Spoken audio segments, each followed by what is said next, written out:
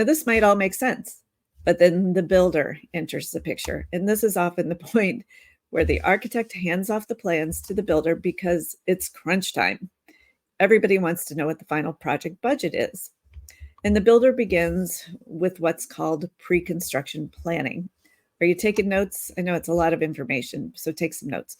But anyway, this is where they move from working with a very broad initial budget that was based on allocations to working with a very detailed and precise schedule of values that's actually based on permitted plans. And the builder, armed with the architect's blueprints, starts laying down the construction groundwork.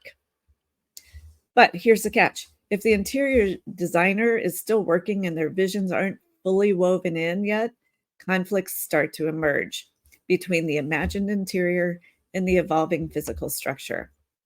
So once that schedule of values is set, any further changes will cause overruns, delays, compromises that affect the architectural integrity and the envisioned interior design. Are you getting this? I know it's a little complex, a lot happening here.